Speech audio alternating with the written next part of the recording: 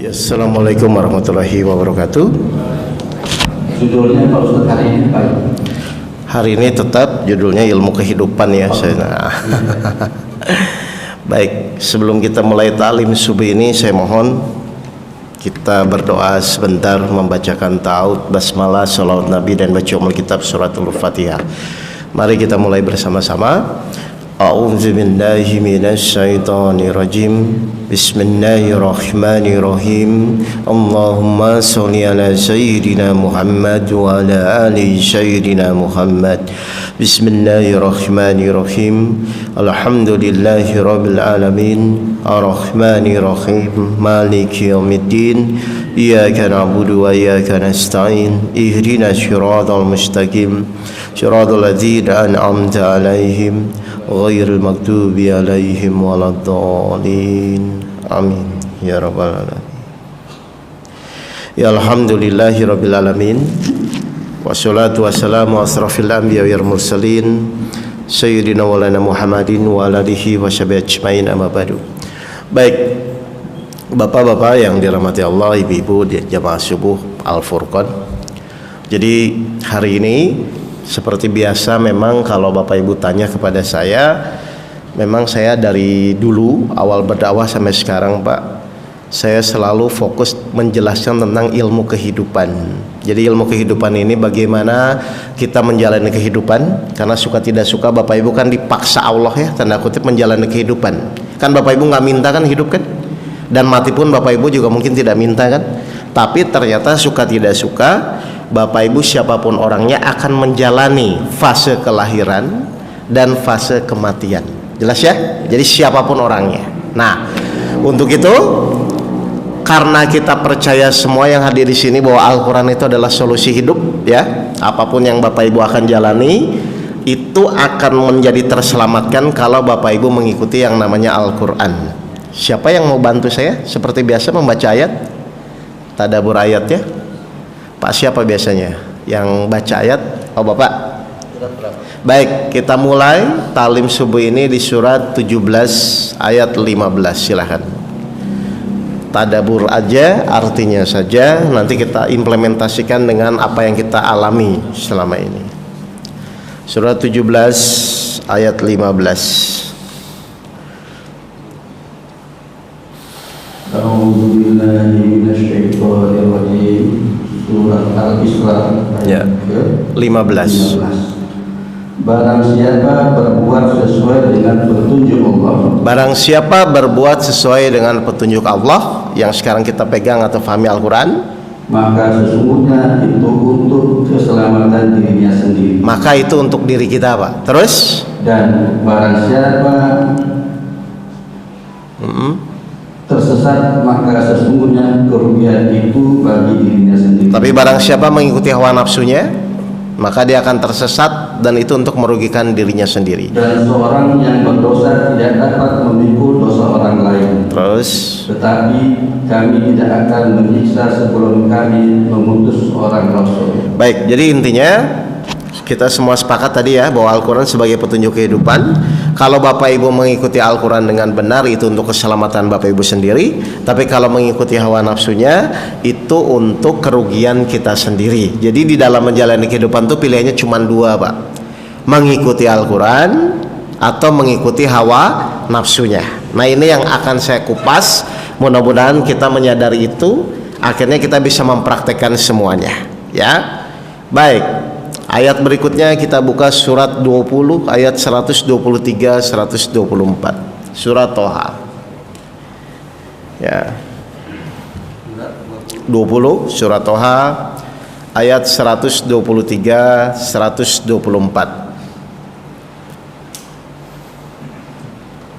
Ayat 123. Ya. Dia Allah berfirman, turunlah kamu berdua dari surga bersama-sama. Terus Sebagian kamu menjadi musuh yang sebagian lain. Jika datang kepadamu petunjuk dariku, Ya. maka ketahuilah, barang siapa mengikuti petunjukku, dia tidak akan sesat Baik. tidak akan celaka. Ini menegaskan dari surat 17-15 ya. Jadi barang siapa mengikuti petunjuk Al-Quran, dia tidak akan tersesat dan hidupnya akan bahagia, tidak bersedih hati dan khawatir. Oke, terakhir 124-nya Pak. Nanti baru saya masuk materinya. Dan barang siapa berpaling dari peringatanku, Mengikuti hawa nafsunya, maka sungguh dia akan menjalani kehidupan yang sempit. dia akan menjalani kehidupan yang sempit, hidupnya gelisah, bermasalah. Terus? Dan kami akan mengumpulkannya pada hari kiamat dalam keadaan buta. Baik, jadi orang menderita itu Pak, orang menderita, orang sedih, orang khawatir, orang bingung itu tuh karena masalah yang dihadapi atau karena dia tidak mengikuti Al-Quran. Nah, saya ulang ya.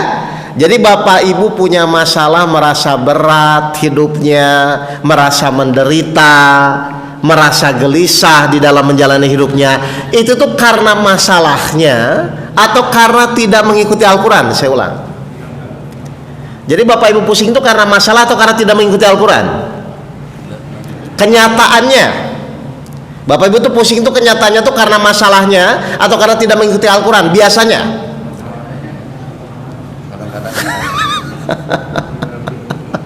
Paham nggak Bapak Ibu ini?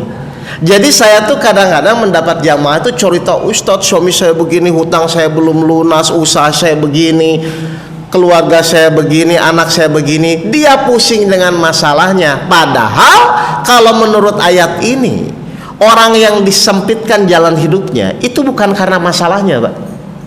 Orang disempitkan hidupnya itu bukan karena masalahnya, tapi secara sadar tidak sadar dia tidak mengikuti Al-Quran. Loh, saya kan udah sholat, saya kan udah sedekah. Iya, tapi mari kita kupas. Apakah selama ini tuh Bapak Ibu tuh pusing fokusnya karena permasalahan atau karena tidak mengikuti Al-Quran? Dan saya yakin termasuk saya pun mungkin selama ini kita tuh pusing karena masalahnya, betul? Bukan karena mengikuti Al-Quran. Ini saya akan kupas gini Pak. Sekarang yang membuat soal ujian kehidupan itu siapa? Bapak Ibu kan akan diuji oleh Allah ya. Membuat soal ujian hidup siapa? Allah. Yang memberi petunjuk nanti Allah. Yang menyelesaikan. Nah terus Bapak Ibu pusingnya di mana? Saya ulang lagi ya. Nah ini makanya Pak, ini saya akan meluruskan.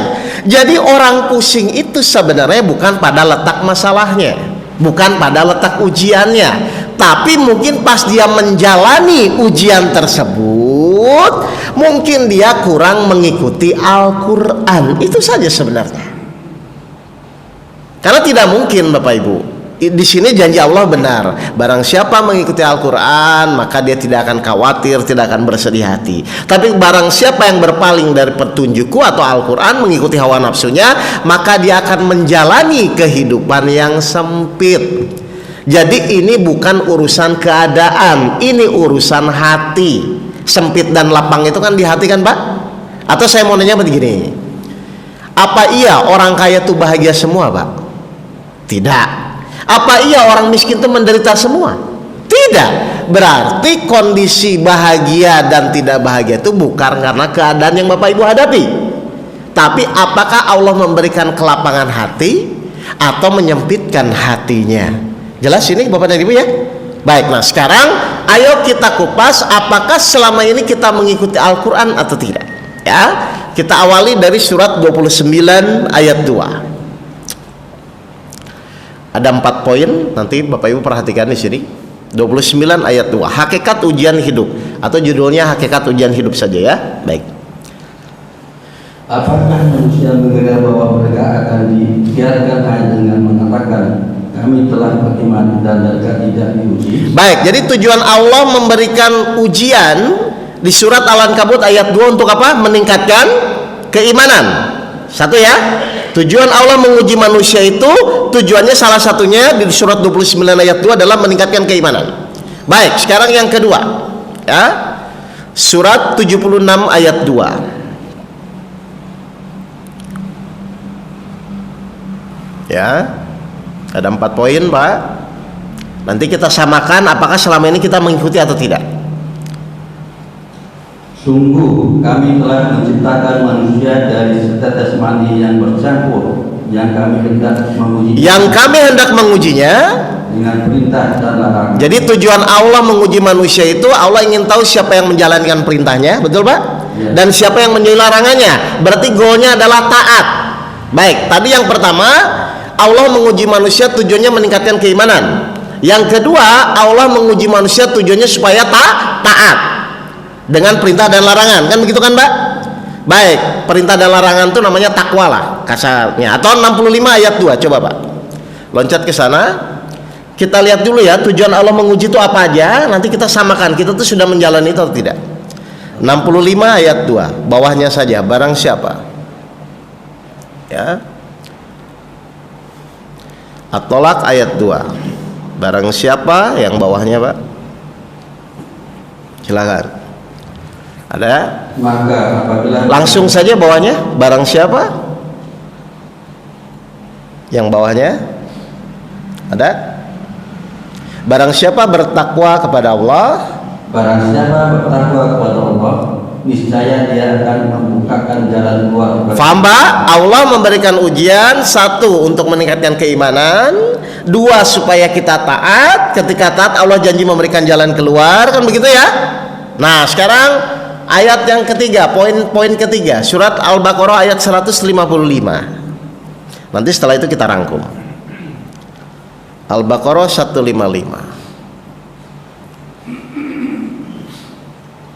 Dan kami pasti akan menguji kamu dengan sedikit ketakutan, Terus kelaparan, kekurangan harta, jiwa, dan buah-buahan. Terus Dan sampaikanlah kabar gembira kepada orang-orang yang sabar. yang di sini Allah punya keinginan ketika diuji itu manusia menjadi sabar, ya. Jadi satu meningkatkan keimanan, dua bertakwa, yang ketiga Allah menginginkan, Allah memberi ujian itu supaya manusia menjadi sabar. Baik yang terakhir meskipun banyak Pak, Al-Baqarah 153. 53. Wahai orang-orang yang beriman, mohonlah pertolongan kepada Allah dengan sabar dan sholat. Baik. Sungguh Allah beserta orang-orang yang sabar. Di poin keempat, Allah memberikan ujian itu supaya orang minta tolong kepada Allah dengan sabar dan sholat. Jadi baik ya, ada 4 poin ya. Jadi tujuan Allah meskipun masih banyak, tapi saya ambil 4 poin saja. Tujuan Allah memberi ujian kepada kita itu satu, meningkatkan keimanan. Dua, untuk bertakwa. Tiga, supaya Bapak Ibu bersabar. Yang keempat, supaya Bapak Ibu minta tolong kepada Allah. Baik, sekarang saya kunci. Nah, berarti Bapak Ibu diberikan ujian, lalu diperintahkan Allah untuk ikhtiar itu, supaya Bapak Ibu ikhtiar itu niatnya dengan kemampuannya untuk menyelesaikan masalah, atau untuk meningkatkan keimanan, bertakwa, sabar, dan untuk mohon pertolongan Allah. Kan Bapak Ibu dikasih ujian oleh Allah kan?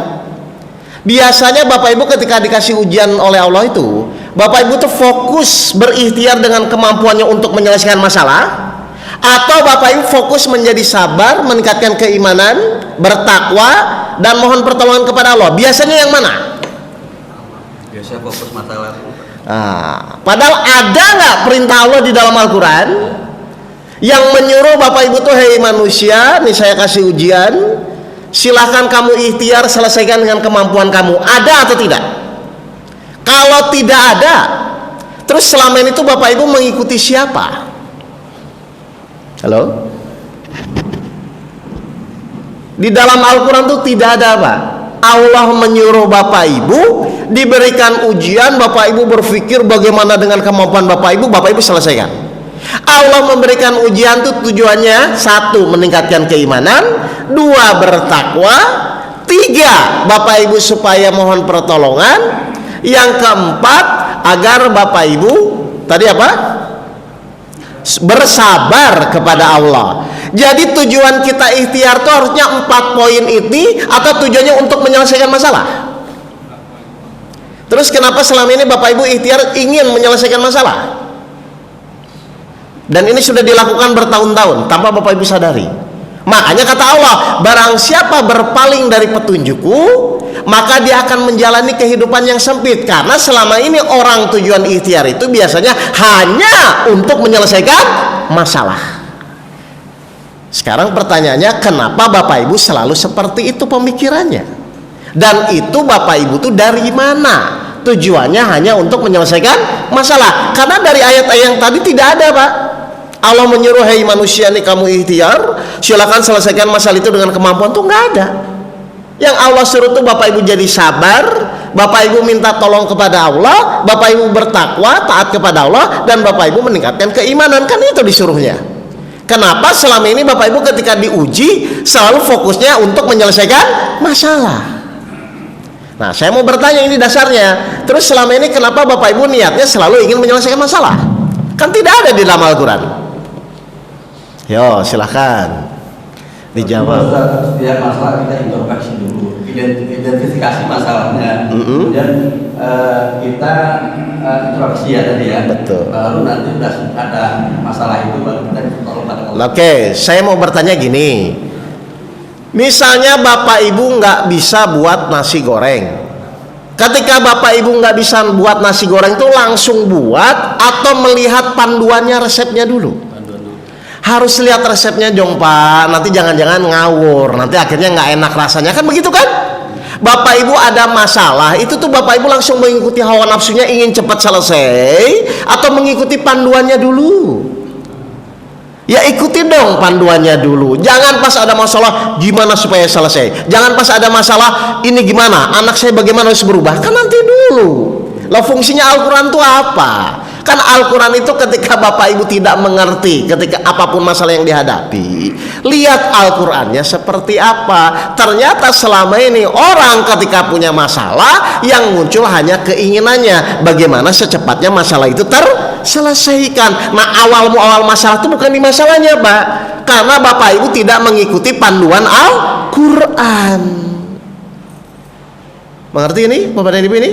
Jadi orang pusing itu sebenarnya bukan masalahnya Pak, karena dia tidak mengerti langkah demi langkah bagaimana supaya Bapak Ibu bisa menyelesaikan masalah itu. Padahal di Al-Quran jelas, kalau iman Bapak Ibu meningkat, Allah berikan jalan keluar. Kalau Bapak Ibu bertakwa, Allah pun memberikan jalan keluar. Kalau Bapak Ibu sabar, bersabarlah hingga Allah memberikan keputusan. Kalau Bapak Ibu minta tolong dengan sabar sholat, janji Allah akan menolong.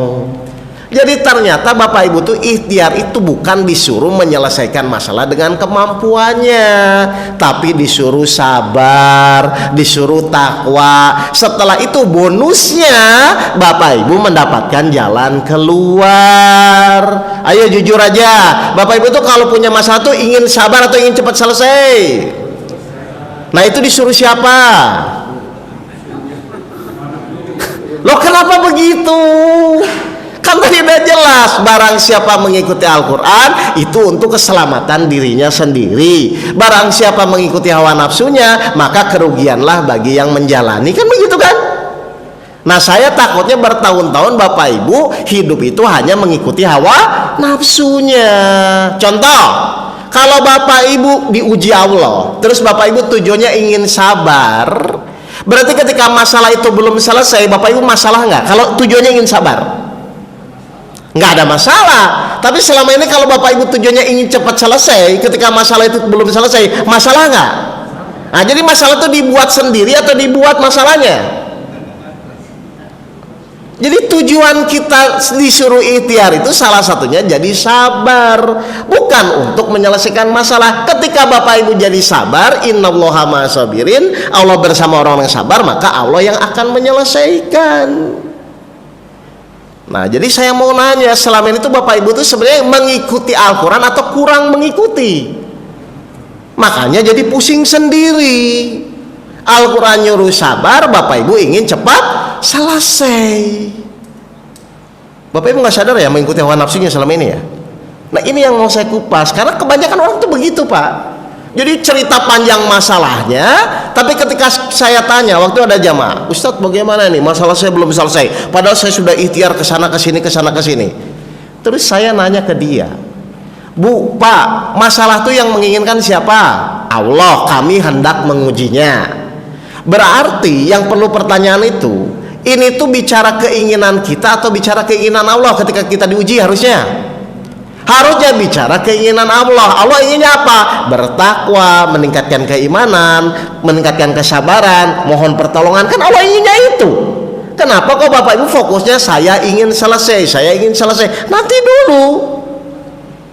Jadi banyak orang menjalani hidupnya, tapi pas prakteknya di dalam kehidupan itu tidak mengikuti apa yang Allah perintahkan. Dia hanya mengikuti apa yang dia inginkan. Padahal Bapak Ibu tahu nggak? Kalau Bapak Ibu selalu mengikuti apa yang Bapak Ibu inginkan, lihat apa yang terjadi. Surat 22 ayat 52. Ya.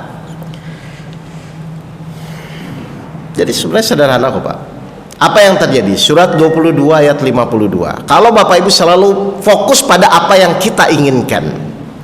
Dan kami tidak mengutus seorang rasul dan tidak pula seorang nabi sebelum engkau Muhammad. Terus? Melainkan apabila dia mempunyai suatu keinginan. Apabila dia mempunyai suatu keinginan, ingin cepat selesai, ingin beres, setan pun memasukkan godaan-godaan ke dalam keinginan itu. Maka setan pun akan masuk ke dalam keinginan-keinginan kita. Di situ awal Bapak Ibu merasa menderita, merasa bermasalah, hidupnya gelisah, itu gara-gara selalu memaksakan apa yang diinginkan.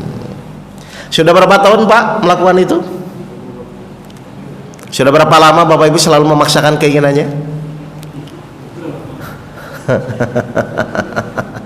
Punya masalah pengen cepat selesai, punya masalah pengen cepat beres, anak nakal pengen cepat dirubah, kan begitu kan? Maka setan pun masuk, maka itu akan menjadi masalah Bapak dan Ibu, karena Bapak Ibu secara tidak sadar digeser oleh setan untuk mengikuti hawa nafsunya. Ujung-ujungnya kebanyakan orang yang terpeleset menghalalkan segala cara hanya untuk mewujudkan hawa nafsunya. Padahal kan Bapak Ibu disuruh puasa, disuruh sedekah, disuruh sholat malam, kan itu sebenarnya untuk mengendalikan hawa nafsu sebenarnya. Jelas Bapak dan Ibu ini? Jadi tugas kita, goal kita itu, kenapa Allah nyuruh takwa, kenapa Allah nyuruh sabar, kenapa Allah nyuruh meningkatkan keimanan? Maksudnya itu salah satunya juga meningkatkan derajat nafsu kita. Surat 12 ayat 53. Ya. Surat Yusuf ayat 53. Dan aku menyatakan diriku bebas dari kesalahan. Ya. Karena sesungguhnya nafsu itu selalu mendorong kepada kejahatan. Terus? Kecuali nafsu yang diberi rahmat oleh Tuhan. Baik, di sini saya sederhanakan saja. Jadi di surat 12 ayat 53 itu, Nabi Yusuf kan waktu itu sempat diuji oleh Allah lewat istri seorang pejabat. Akhirnya dia mohon untuk masuk penjara dan lain-lainnya. Nah, kan di situ jelaskan, aku sendiri tidak menyatakan bahwa aku tuh bebas dari kesalahan. Karena sesungguhnya nafsu itu selalu mendorong kejahatan, kecuali nafsu yang dirahmati oleh Allah. Jadi salah satu tujuan Allah menyuruh Bapak Ibu bersabar di dalam menjalani ujian itu supaya apa? Supaya nafsu Bapak Ibu yang tadinya sering mendorong pada kejahatan bisa meningkat derajatnya menjadi nafsu yang dirahmati. Salah satu metodenya Allah menyuruh kita bersabar. 21 ayat 85-86. Benar nggak bahwa salah satu cara untuk menuju nafsu yang dirahmati itu harus sabar? Makanya Allah menguji kita tujuannya supaya Bapak Ibu sabar, kan begitu sebenarnya. Ya. Dan ingatlah kisah Ismail, Idris dan Zulkifli. Terus? Mereka semua termasuk orang-orang yang sabar. Mereka termasuk orang yang sabar. Ayat 86-nya? Dan kami masukkan mereka ke dalam rahmat kami. Maka kami jadikan nafsu mereka menjadi nafsu yang dirahmati atau diridhoi oleh Allah. Jadi salah satu fungsinya kita belajar bersabar itu Pak, agar nafsu kita bisa lebih tinggi derajatnya dari malaikat, bukan lebih rendah dari hewan. Karena manusia itu dimungkinkan bisa lebih rendah dari binatang atau lebih tinggi derajatnya dari malaikat. Jadi hakikat yang benar Allah menguji kita tuh supaya cepat selesai dengan kemampuannya, atau supaya Bapak Ibu jadi sabar. Nah, Bapak Ibu tuh ketika diuji itu biasanya jadi sabar atau jadi ingin cepat selesai.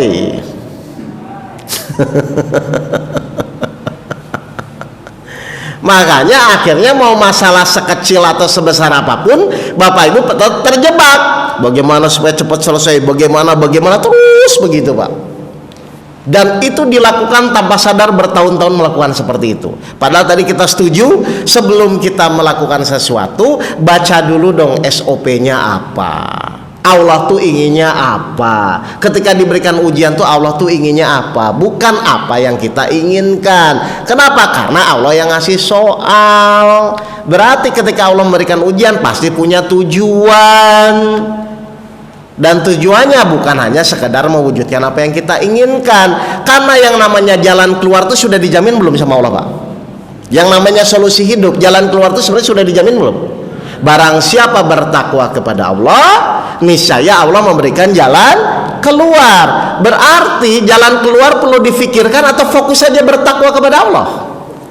Nah, selama ini tuh Bapak Ibu mikir apa? Halo?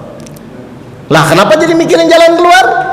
Harusnya Bapak Ibu tuh berpikirnya pas ada ujian, bagaimana nih ujian ini supaya saya jadi semakin bertakwa kepada Allah. Bagaimana dengan ujian ini supaya saya menjadi sabar kepada Allah. Kan itu. Maka otomatis janjinya Allah memberikan jalan keluar. Apa beda keinginan dan nafsu, Ustaz? Baik. Semua keinginan itu munculnya dari nafsu. Letak ujiannya ya dari keinginan Bapak itu. Saya mau nanya, kenapa malaikat tidak diuji? Dia punya nafsu. Karena dia tidak punya nafsu. Kenapa manusia diuji?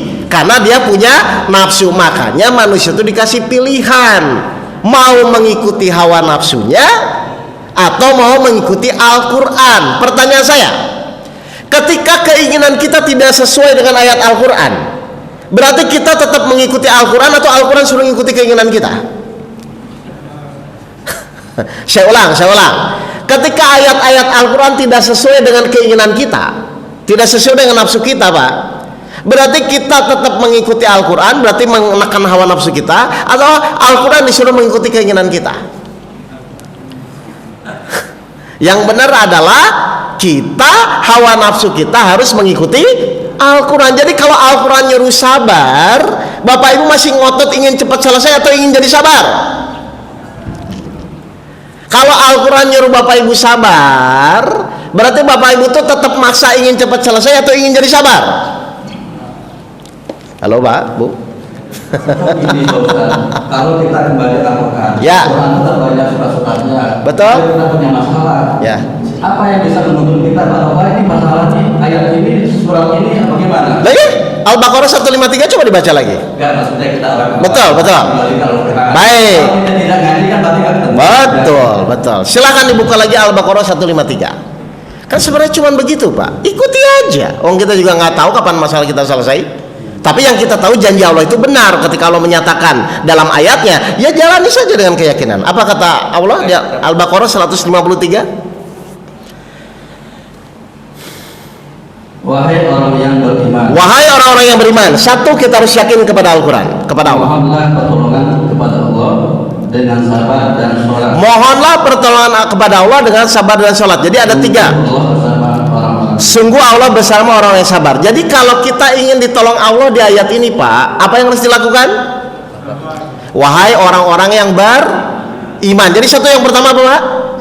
Iman dengan benar. Terus yang kedua, sabar dengan benar. Yang ketiga, sholat dengan benar. Jadi ketika Bapak Ibu punya masalah itu, meningkatkan iman, sabar, sholat, atau fokus bagaimana secepatnya masalah selesai? Kalau sini harus sabar dulu. Lah memang Al-Qurannya begitu kan? Makanya ini saya mau luruskan. Pertanyaannya, di ayat ini keinginan kita apa? Di ayat ini, wahai orang-orang yang beriman, mohonlah pertolongan kepada Allah dengan sabar dan sholat. Di ayat ini kita ingin apa? Ditolong Allah. Betul? Itu keinginan kita. Keinginan Allah di ayat ini iman, sabar, dan sholat. Sekarang coba Bapak Ibu tanya, jawab, lebih penting mana, keinginan kita atau keinginan Allah? Halo? Lebih penting mana, pertolongan atau menjalankan iman, sabar, sholat? Kok pada nggak mau jawab ini? Saya ulang. Di ayat ini keinginan kita apa? Pertolongan. Di ayat ini keinginan Allah apa? Iman, sabar, dan sholat. Lebih penting yang mana? Keinginan Allah atau keinginan kita? Ayo jujur. Loh, bukan masalah tinggi Pak. Masalahnya tuh Bapak Ibu mau mengikuti Al-Quran atau tetap mengikuti hawa nafsunya, kan itu aja. Kan tadi saya bilang, Nabi Yusuf bilang, aku tidak bisa menyatakan diriku bebas dari kesalahan karena nafsu itu selalu mendorong pada kejahatan, kecuali nafsu yang diridhoi atau dirahmati oleh Allah. Berarti yang diridhoi, yang dirahmati itu ketika nafsu Bapak mengikuti Al-Quran, bukan Al-Quran disuruh mengikuti hawa nafsunya. Sekarang Allah berjanji, hei orang-orang yang beriman, mohonlah pertolongan kepada Allah dengan sabar dan sholat. Allah di ayat ini ingin kita iman, sabar, dan sholat. Kita di ayat ini ingin ditolong, kan begitu kan? Sekarang pertanyaannya, lebih penting yang mana yang kita prioritaskan? Iman, sabar, sholatnya atau pertolongan? Kalau Bapak Ibu fokus pada pertolongan, berarti menuju nafsu yang mendorong kejahatan. Tapi kalau Bapak Ibu menuju iman, sabar, sholat, menuju nafsu yang dirahmati. Biasanya orang pusing itu karena mewujudkan keinginan Allah atau keinginannya sendiri. Kenapa Bapak Ibu selalu mewujudkan keinginan sendiri?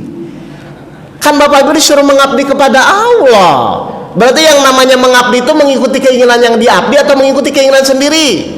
Bapak Ibu ngerekrut pembantu, Bapak Ibu bayar gaji tiap bulan itu supaya mewujudkan keinginan Bapak dan Ibu atau mewujudkan keinginan pembantunya? Bapak Ibu bayar pembantu itu kan untuk mewujudkan keinginan kita kan? Membersihkan rumah, benar, menyiapkan makanan, kan itu untuk keinginan kita kan? Itu namanya mengabdi. Berarti yang namanya mengabdi itu harusnya yang benar mewujudkan keinginan yang diabdi, kan begitu kan? Bukan kita mengabdi mewujudkan keinginan sendiri. Nah, saya takutnya Bapak Ibu bertahun-tahun hanya fokus mewujudkan keinginan sendiri. Lah terus mengabdinya kemana? Halo? Jelas nggak ini Bapak Ibu? Kan keinginan itu juga sunatullah. Betul, makanya di situ letak ujiannya. Ketika Bapak Ibu punya keinginan, tetap nggak mengikuti keinginan Allah atau tetap maksa dengan keinginannya, kan itu ujiannya. Makanya tadi saya bilang, kenapa malaikat tidak diuji? Ya karena memang nggak punya nafsu. Kenapa manusia diuji? Karena memang di situ keinginannya. Nah, Allah menguji keinginan itu. Makanya kalau orang sudah dikuasai nafsu Pak, sepintar apapun pasti jadi bodoh Pak. 45 ayat 23, silakan. Surat 45 ayat 23. Bagus. Jadi Bapak Ibu akan semakin paham ya. Jadi itu cuma itu sebenarnya. Maka kamu melihat orang yang menjadikan hawa nafsunya sebagai Tuhannya. Makakah kamu pernah melihat orang yang menjadikan hawa nafsunya sebagai Tuhannya selalu ingin diwujudkan terus? Dan Allah membiarkannya sesaat dengan sebentar. Dan Allah membiarkannya sesat terus dengan. Dan Allah telah menguji kebenaran dan hanya serta letakkan untuk atas perikatannya. Maka dia akan menjalani kehidupan yang sempit, dia akan menjadi sesat, dan dia akan menjadi putus asa terhadap rahmat Allah. Makanya kita tiap Al-Fatihah, ya tiap sholat itu kalau Bapak Ibu baca Al-Fatihah itu kan selalu di ayat yang kelima atau keenam itu apa? Tunjukilah kami jalan yang lurus. Itu tuh maksudnya biar Bapak Ibu mengikuti Al-Quran, bukan hawa nafsunya, bukan jalan orang yang engkau murkai dan jalan orang-orang yang sesat. Kan Bapak Ibu tiap sholat tuh minta jalan yang lurus. Maksudnya tuh jalan yang lurus tuh, oh kalau Al-Qurannya bilang A, nafsu kita B, kita ikuti tetap jadi A. Kita menyesuaikan nafsu kita dengan keinginan Allah supaya dapat nafsu yang dirahmati. Jadi ini bukan masalah ujiannya Pak, ini bukan masalahnya. Pada saat Bapak Ibu menjalani ujian itu, apakah Bapak Ibu mengikuti perintah Allah di dalam Al-Quran atau tetap mengikuti hawa nafsunya? Hal yang paling mudah dicek adalah pas Bapak Ibu dapat masalah, biasanya ingin sabar atau ingin cepat. Tapi kalau cepat selesainya tak mengikuti aturan Allah. Saya ulang, sabar dulu baru selesai atau cepat selesai dulu baru sabar? Sabar dulu dong Pak, nanti baru Allah menyelesaikan sesuai dengan janjinya. Surat 10 ayat 109. Nah, ternyata kan pola berpikir kita yang harus diluruskan Pak. Bukan masalahnya, kalau masalah itu udah ketetapan Pak, pasti datang terus. Silakan. Katakanlah Muhammad, wahai manusia, telah datang kepadamu kebenaran Al-Quran dari Tuhan. Terus? Enggak, 10 ayat 109. Oh. 10 ayat 109, silakan. Dan ikutilah apa yang diwahyukan. Ikutilah Al-Quran. Terus?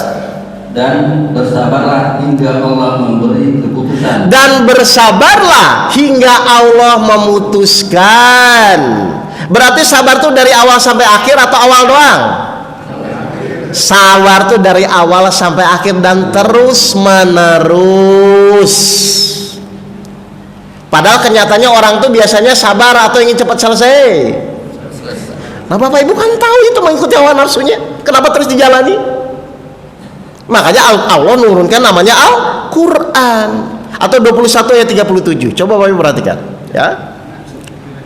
Surat 21 ayat 37. Ya.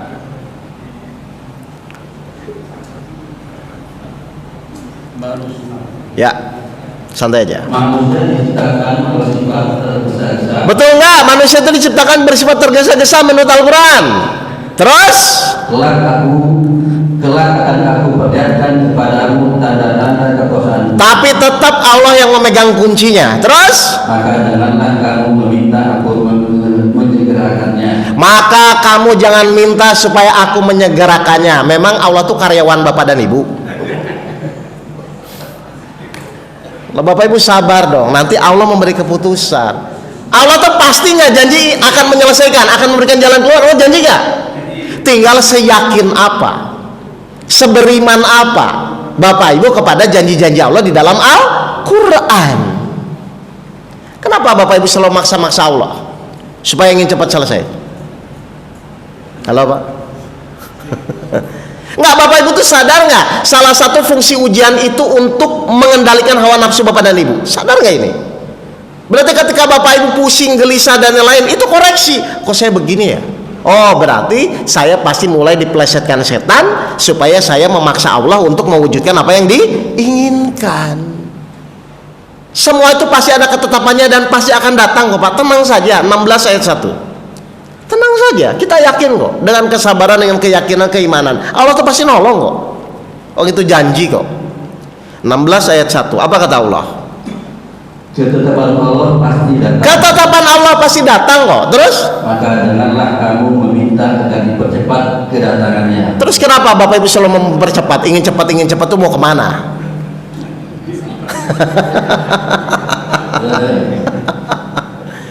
Ketetapan Allah itu pasti datang, tenang aja. Cuman masalahnya Bapak Ibu tuh yakin atau tidak. Kalau yakin bersabarlah. Kalau nggak yakin silahkan ikuti hawa nafsunya. Tapi tetap Bapak Ibu tidak akan bisa memaksa Allah untuk mempercepat apa yang Allah tetapkan. Karena tetap Allah lah tetap yang menguasai. Allah tetap penguasa mutlak, bukan Bapak dan Ibu. Jadi Bapak Ibu tahu kesalahan kita selama ini dalam menjalani ujian hidup. Secara tidak sadar ternyata kita tidak mengikuti perintah-perintah Allah di dalam Al-Quran. Bapak Ibu sholat sih, tapi sholatnya tujuannya hanya ingin menyelesaikan masalah. Padahal perintah Allah apa? Di surat 39 ayat 2 ya. Dah tenang saja, masalah itu pasti datang dan pasti akan selesai selama kita mengikuti Al-Quran. 39 ayat 2. Apa kata Allah? Silakan. Surat Al-Quran. Sesungguhnya kami menurunkan kitab Al-Quran kepadamu Muhammad dengan membawa kebenaran. Oke, mutlak ya. Terus? Maka sembahlah Allah dengan tulus ikhlas. Maka sembahlah Allah dengan tulus ikhlas. Selama ini saya mau bertanya, Bapak Ibu itu selama ini tulus atau modus? Ayo, bagaimana ini? Padahal yang namanya hamba itu Pak, yang namanya orang mengabdi itu tulus saja. Toh kalau Allah sayang, Allah berikan kok dunia dan isinya kok. Jadi sekarang pertanyaannya, jadi kayak kemarin tuh ada jamaah datang kepada saya, cerita Pak, panjang tentang masalahnya, tentang musibahnya, tentang apapun. Saya cuma nanya, udah Bu, saya bilang cukup. Kalau ibu curhat 2 jam 3 jam pun nggak akan beres, ya. Kan ibu datang ke sini minta nasihat, bukan saya ngedengerin curhatan ibu kan? Saya bilang, ya terus gimana Ustadz? Sekarang saya mau nanya begini aja, seyakin apa masalah yang ibu hadapi itu Allah akan menolong ibu? Jadi saya nggak cerita masalah Bu, karena saya bilang masalah sebesar apapun, kalau ibu yakin Allah menolong, selesai atau tidak? Jadi orang bermasalah itu Pak, tanya dulu seyakin apa bahwa ibu tuh bapak tuh yakin bahwa masalah bapak itu akan ditolong Allah. Kalau sudah yakin, tinggal di breakdown syarat-syarat Allah menolong tuh apa, kan begitu harusnya. Oh, syarat Allah menolong tuh kalau ingin ditolong, iman, sabar, sholatnya jalani. Ke dokter, tetap sakit tetap ke dokter, tapi iman, sabar, sholatnya diyakini. Berarti ke dokter tuh supaya sembuh atau supaya jadi sabar? Ayo jujur. Selama ini bapak ibu tuh ke dokter tuh supaya sembuh atau supaya jadi sabar? Loh, yang menyembuhkan siapa? Terus kenapa jadi tidak mengikuti perintah Allah lagi? Iya, ikhtiar betul, tapi ikhtiar ke dokter itu biar jadi sabar. Ya silakan. Ini kan kita bicara dalam kehidupan sehari-hari. Betul, Al-Quran juga buat sehari-hari. Kita dalam perjalanan. Betul. Kita nabrak perang. Betul. Terus kita sholat, sabar. Mungkin orang kita mau katakan berdua. Loh bukan, nah ini salah persepsi. Sabar itu bukan diam Pak. Tadi saya ulang ya. Bersabarlah. Ini salah saya udah ya. Oke, lanjut ya. Saya ulang, baik 10 menit lagi ya. Bersabarlah hingga Allah memberikan keputusan. Jadi sabar itu Pak, proses perjalanan kita di dalam setiap kejadian diterima, tetap kita tawakal berikhtiar. Diterima, tetap kita tawakal berikhtiar. Kita nabrak orang, sudah atas izin Allah atau belum? Terima dulu, ya Allah saya terima kejadian ini. Terus orangnya dibiarin atau ditolong? Wajib ditolong. Terus orangnya marah-marah, apa yang dilakukan? Terima lagi. Terus tetap dikejar nggak? Silahkan bapak mau ganti, mau ke bengkel, ke rumah sakit, itu loh Pak maksudnya. Jadi setiap proses ujian yang bapak ibu hadapi harus selalu adanya kesabaran. Kenapa harus adanya kesabaran? Innallaha ma'a sabirin, sesungguhnya Allah bersama orang-orang yang sabar. Jadi nanti bapak ibu pas proses ikhtiar itu, bapak ibu akan selalu dibimbing Allah. Paham ini bapak dan ibu ini? Kalau marah-marah kira-kira dibimbing siapa? Nah itu tahu, terus kenapa dilakukan?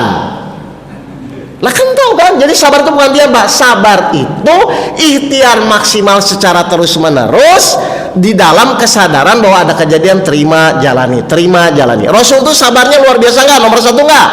Tapi kenapa dia perang Pak? Jadi sabar itu bukan diam Pak. Sabar itu adalah pas ada kejadian, terima dulu bahwa ini atas izin Allah. Setelah itu wajib tetap ikhtiar di dalam meningkatkan kesabaran. Karena kalau bapak saja diam saja, itu namanya bukan sabar, itu namanya pasrah. Ngerti Pak?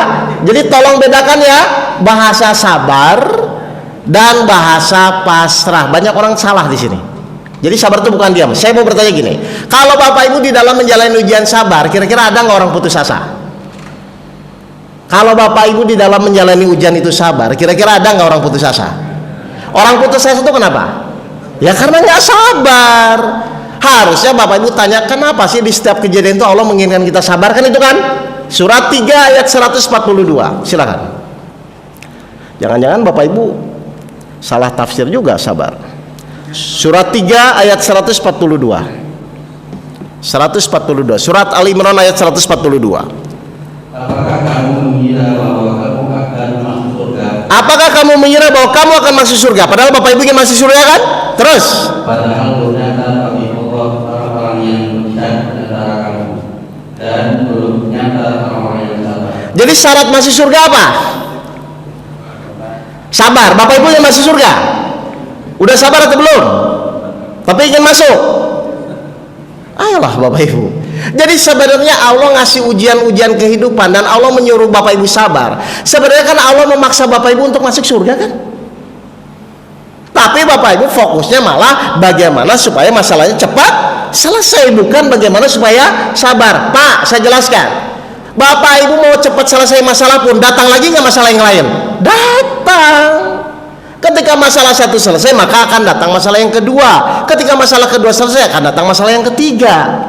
Tapi intinya bukan di masalahnya. Kan tadi saya bilang, intinya itu saat menjalani masalah itu, Bapak Ibu sabar atau tidak. Karena itu yang akan membawa tiket kita masuk surga. Ustaz, kalau ada kejadian bisa nggak kita bilang kita mencari penyebabnya? Loh boleh. Boleh, cuman sekarang pertanyaannya, kalau Allah nggak ngasih petunjuk, kita paham nggak nanti penyebabnya? Nggak ada juga. Surat 3 ayat 138. Makanya kita dikasih ujian itu biar memahami maksudnya, tapi tetap Allah yang ngasih soalnya. Coba benar nggak pelajarannya? Allah tetap yang menentukan. Silakan. Inilah Al-Quran suatu keterangan yang jelas untuk semua manusia. Terus? Dan menjadi petunjuk serta pelajaran bagi orang-orang yang bertakwa. Kalau Bapak nggak bertakwa saat menjalani itu, Bapak dapat nggak pelajarannya? Nggak akan bisa, Pak. Makanya di surat ayat kursi jelas, tidak ada yang mengetahui ilmu Allah kecuali yang Dia kehendaki. Ketika Bapak Ibu menjalani kehidupan, menjalani permasalahan, tapi Bapak Ibu arahnya tidak menuju ketakwaan, maka Bapak Ibu tidak akan mendapat hikmah atau pembelajaran dari yang Bapak Ibu jalani. Baik, Ustaz, dari paling lagi untuk para jemaah. Oh, silakan. Silakan. Tadi dari tadi tanya jawab nggak apa-apa. Ya. Enggak, betul. Tapi mengerti ya apa yang saya pahamkan, Pak? Jadi sudahlah sekarang, kalau kita masih bermasalah, itu bukan pada masalahnya gitu aja. Pasti langkah demi langkahnya tidak menjalani. Ada yang disampaikan? Silakan, Pak. Tuh. Ya, tadi udah masalahnya. Kayaknya udah nggak ada masalah ya. Oke, jadi saya simpulkan dulu ya, Pak ya. Jadi intinya, saya ulang ya. Kalau Bapak Ibu masih pusing terhadap masalah, Pak, rugi. Kenapa rugi? Karena mau selesai masalah satu pun nanti muncul lagi masalah yang kedua, nggak akan pernah selesai. Karena masalah itu hanya menjadi sarana. Tahu nggak sarana, Pak? Sarana itu utama atau sekunder? Kalau sarana itu utama atau sekunder? Sekunder. Bapak ingin sehat. Saya mau bulu tangkis. Berarti tujuan utama sehat atau bulu tangkisnya? Sehat. Sarananya main bulu tangkis. Ujian itu hanya sarana. Tujuannya apa? Meningkatkan keimanan. Tujuannya apa? Bertakwa. Gitu loh, Pak. Makanya di surat 16 ayat 96, perhatikan. Surat 16 ayat 96. Silahkan.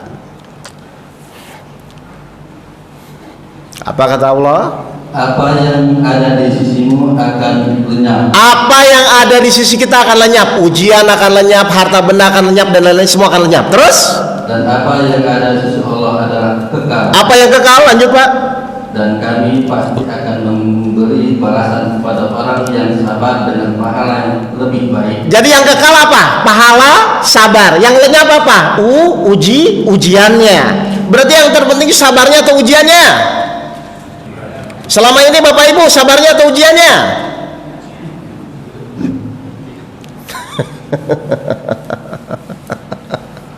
Jelas, Pak?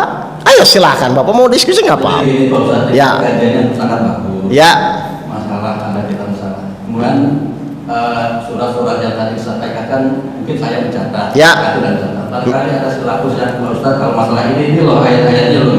Jadi saya bisa juga saya bisa lihat di rumah ini surat Quran surat ini. Baik, udah gini aja. Saya buka ayat kunci dulu satu ya. Surat 3 ayat 160. Nah, dari situ aja, Pak. Kita harus menyadari dulu karena banyak orang tuh nggak menyadari, susah juga, Pak. 3 ayat 160. Apa kata Allah? Jika Allah menolong kamu, maka tidak ada yang dapat mengalahkan kamu. Tetapi jika Allah membelakan kamu tidak memberi pertolongan, maka siapa yang dapat menolongmu setelah itu? Baik. Itu hendaklah kepada Allah yang sadar orang beriman bertawakal. Sekarang gini, Bapak Ibu. Berarti sekecil apapun masalah Bapak Ibu, selesai tidak selesai itu karena kemampuan sendiri atau karena pertolongan Allah. Bapak Ibu pernah sadar, Bapak Ibu bisa menyelesaikan masalah, bisa selamat sampai rumah, sampai kantor, itu tuh karena kemampuan sendiri atau karena pertolongan Allah? Sadar nggak ini? Berarti kita tuh bisa menyelesaikan masalah atau tidak? Tuh ibu udah pintar tuh. Saya ulang, ini bapak-bapak memang agak susah bu. Saya ulang. Berarti sebenarnya kita tuh bisa menyelesaikan masalah atau tidak? Lah nggak bisa. Kan tadi ayatnya jelas. Jika Allah menolong kamu, maka tidak ada yang bisa menghalanginya. Tapi kalau Allah tidak menolong kamu, jangan harap. Meskipun sekecil apapun, kemampuan bapak sehebat apapun, kalau Allah belum mau menolong, tidak akan selesai. Setuju pak? Nah, bapak tanya, terus gimana kalau begitu? Ya sudah. Pertama kita harus sadari bahwa kita tuh tidak bisa menyelesaikan masalah. Kan begitu kan Pak? Jadi kita tuh sadar atau tidak? Ini saya mau sadari dulu ayo. Biasanya nggak sadar, soalnya belum sadar. Sadar atau tidak bahwa sekecil apapun masalah kita, kalau Allah tidak menolong, kita tidak akan pernah bisa menyelesaikan masalah. Kalau nggak saya buka ayatnya biar Bapak Ibu makin sadar nih. Baik, kalau gitu masih kurang sadar nih, 22 ayat 73. Silakan Pak buka Pak. Kayaknya belum sadar ini. Aduh, nggak apa-apa, nggak apa-apa. 22 ayat 73. Coba sadar nggak ini? Sayang Pak, bertahun-tahun Pak. Wahai manusia, telah dibuat suatu perumpamaan, maka dengarkanlah. Sesungguhnya segala yang kamu seru selain Allah tidak dapat menciptakan seekor lalat pun. Lalat aja nggak bisa, terus? Walaupun mereka bersatu untuk menciptakannya. Terus? Dan jika lalat itu merampas sesuatu dari mereka, kalau lalat itu ngambil sesuatu dari Bapak Ibu, mereka tidak akan dapat merebutnya kembali. Nggak bisa ngambil. Terus? Sama lemahnya yang menyembah dan yang disembah. Jadi kita tuh mampu atau tidak? Tidak. Setuju dulu nih Pak. Jadi kita mampu atau tidak Pak? Baik. Sekarang tolong jawab jujur. Kalau kita merasa tidak mampu, yang dikhawatirkan apa? Kan tidak mampu. Mau masalah selesai, mau nggak selesai, sakit mau sembuh tidak sembuh, mau makan tidak makan. Kalau kita merasa tidak mampu, yang dikhawatirkan apa? Ya maksudnya tuh Bapak makan kita tidak mampu nih menyelesaikan masalah misalnya ya. Terus masalah kita tidak selesai, masalah nggak? Saya ulang. Kita tahu kita tuh tidak mampu menyelesaikan masalah. Kita tahu nih Pak. Terus masalah kita tidak selesai, masalah atau tidak? Kenapa tidak Pak? Nah, tidak mampu kan? Bukan, saya ulang. Kalau kita sadar kita tuh tidak mampu menyelesaikan masalah, terus masalah kita nggak selesai, kita tuh tidak mampu, masalah atau tidak? Yang nggak mampu. Kecuali Bapak mampu menyelesaikan masalah tidak selesai, baru masalah. Nah saya mau nanya, selama ini Bapak Ibu itu selama ini ketika dapat masalah tuh merasa mampu atau tidak mampu? Tapi gini juga Ustaz, apakah setiap masalah itu adalah wilayah Allah? Loh, dalam artian, wah ini mah masalah kecil, saya nggak bisa, misalkan kabur itu. Kan tadi ayatnya jelas, jika Allah menolong kamu, maka tidak ada yang bisa menghalangi. Tapi kalau Allah tidak menolong, meskipun sekecil apapun, bisa nggak kita menyelesaikan? Nggak bisa. Nah itu rumusnya, makanya kita tuh harus sadar dulu. Saya mau bertanya sekarang, orang khawatir itu kenapa? Takut tidak terpenuhi. Lah berarti merasa mampu kan? Padahal tidak terpenuhi pun nggak apa-apa kan yang tidak mampu kan? Nah sekarang saya kunci, Allah menolong itu kepada orang yang merasa mampu atau tidak mampu? Selama Bapak Ibu masih merasa mampu terhadap masalah yang dihadapi, jangan harap Allah menolong. Karena Allah menolong itu hanya kepada orang-orang yang sudah pada titik dia tuh, ya Allah, la haula wala quwata. Lah itu tahu. Silakan Mbak.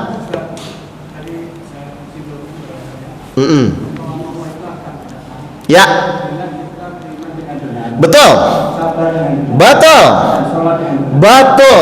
Sekarang permasalahan Ustaz, kita sudah usia sekian ini. Kalau sholat itu tidak merasa yakin puas gitu. Jadi Baik. begitu Allah Akbar muncul ini sesuatu yang bisikan, kita ingin kembali lagi. Baik. Konsentrasi. Baik. Rukuk muncul lagi. Bagus. Sampai salam itu Oke, saya jelaskan 5 menit ya, Bapak Ibu insya Allah. Sekarang yang harus disadari, kita tuh bisa jadi khusyuk atau tidak? Kalau bisa namanya mampu dong Pak. Jelas? Berarti kita sholat itu untuk berpikir bagaimana supaya fokus, atau hanya menjalani sebaik mungkin yang kita mampu. Munculkan dulu, ya Allah, saya ingin sholat semampu saya, tolong saya. Masalah husu, masalah tidak husu itu bukan masalah kita ya Pak ya. Oke, sekarang saya akan ajarkan 5 menit, Bapak Ibu langsung praktek, nanti fokus atau tidak ya. Kalau fokus Bapak Ibu praktekkan. Baik, kita mulai ayatnya surat 17 ayat 110. Ini nggak apa-apa ini, saya tambah 5 menit ya. Tapi Bapak Ibu bisa praktek langsung. 17 ayat 110.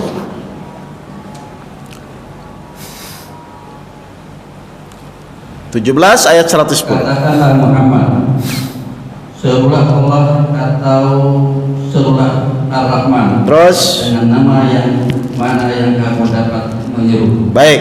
karena dia mempunyai nama-nama yang terbaik. Terus Al-Husna. Dan denganlah engkau mengeraskan suaramu dalam sholat, dan denganlah pula merendahkannya, janganlah engkau mengeraskan suaramu dalam sholatmu, dan usahalah jalan tengah di antara. dan janganlah engkau merendahkannya, usahakanlah di tengah-tengah. Ini bicara tentang organ tubuh yang mana Pak? Mengeraskan suaramu, merendahkan. Ini bicara tentang organ tubuh yang mana?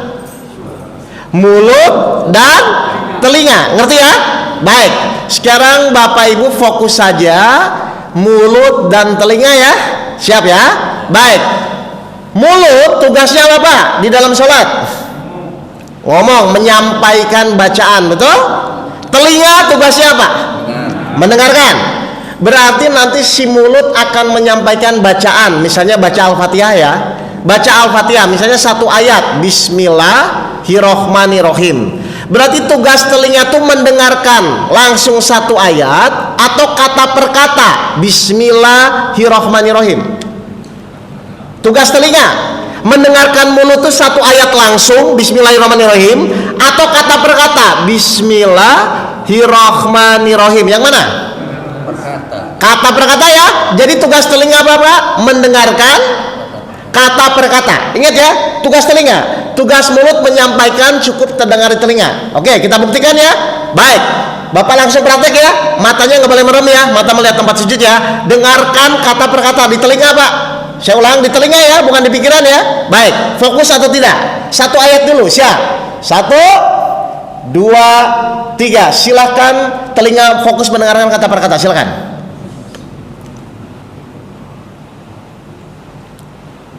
Jalan-jalan nggak? Jujur. Fokusnya ke dekat. Lah iya, makanya saya ulang, jalan-jalan atau tidak? Tidak. Oke, sekarang yang kedua. Alhamdulillah Hirobil alamin. Kata per kata ya Pak ya. Siap, kan tumanina. 1, 2, 3, silakan. Jalan-jalan nggak? Nah itu bisa.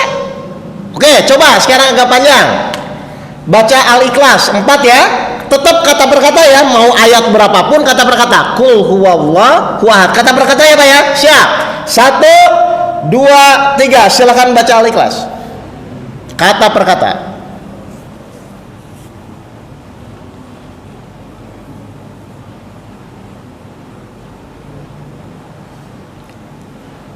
Ayo, jalan-jalan nggak? Nah, tidak kan? Kenapa kok tidak jalan-jalan? Karena fokus Bapak saya geser. Yang tadinya selama ini pakai pikiran, sekarang digeser ke telinga. Saya mau bertanya, Bapak Ibu bertahun-tahun sholat tuh pakai pikiran atau pakai telinga? Makanya jalan-jalan. Jelas kayak ini? Makanya Bapak coba terakhir, kenapa sholat pakai pikiran tuh pasti pikirannya jalan-jalan? Oh, nggak ada nih yang bacanya, mana? Bisa dibaca surat 7 ayat 20, silakan. Ini masalahnya Pak. Ayo, tadi jalan-jalan enggak kan? Ya udah praktekkan itu. 7 ayat 20. Kenapa kok kalau pakai fokusnya di pikiran malah jalan-jalan? Kemudian setan membisikkan pikiran jahat pada Kenapa Pak jadi jalan-jalan kalau pakai pikiran? bisikan setan. Itu. Jadi sentralnya dirubah Pak, yang tadinya di telinga, yang tadinya di pikiran geser ke telinga. Kenapa harus mengucapkan kata per kata? Kan Bapak Ibu disuruh tumaninah di saat sholat. Ayo, pada dengar rukun sholat tumaninah, berhenti sejenak kata per kata di antara 2 ayat. Jelas Pak? Maka perbaikilah sholatmu, maka insya Allah hidup Bapak Ibu akan diperbaiki oleh Allah. Tuh. Ada pertanyaan lagi? Jelas ini? Udah jam 6 nih? Ya sudah ya? Sholat depan dilanjutkan. Oh iya ya, insya Allah ya, kalau ya. Jadi intinya ayolah Bapak Ibu ya, kalau nanti logika otak Bapak Ibu tidak sama dengan ayat-ayat di dalam Al-Quran, tolong jangan memaksakan. Oh, Al-Quran nyuruh sabar, keinginan saya ingin cepat selesai. Udahlah, ikuti saja Al-Quran, karena Al-Quran itu pasti benar dan Allah janji untuk keselamatan dirimu sendiri. Baik ya? Oke, kalau gitu terima kasih. Mohon maaf kalau ada kata-kata saya menyinggung Bapak dan Ibu, dimaafkan ini. Ya, jangan terlalu lama Pak Bu sedih di dalam menjalani kehidupan. Hidup cuman sekali. Kalau sedih lagi terus kapan bahagianya? Padahal saya yakin yang hadir di sini tujuannya bahagia dunia dan akhirat, kan begitu kan? Lah kalau sedih lagi terus kapan? Padahal Allah jamin bahwa kalau kamu ingin bahagia, ikutilah Al-Quran, bersabarlah hingga Allah memberikan keputusan. Baik, dari saya cukup sekian. Terima kasih. Wabillahi taufiq wal hidayah. Assalamualaikum warahmatullahi wabarakatuh.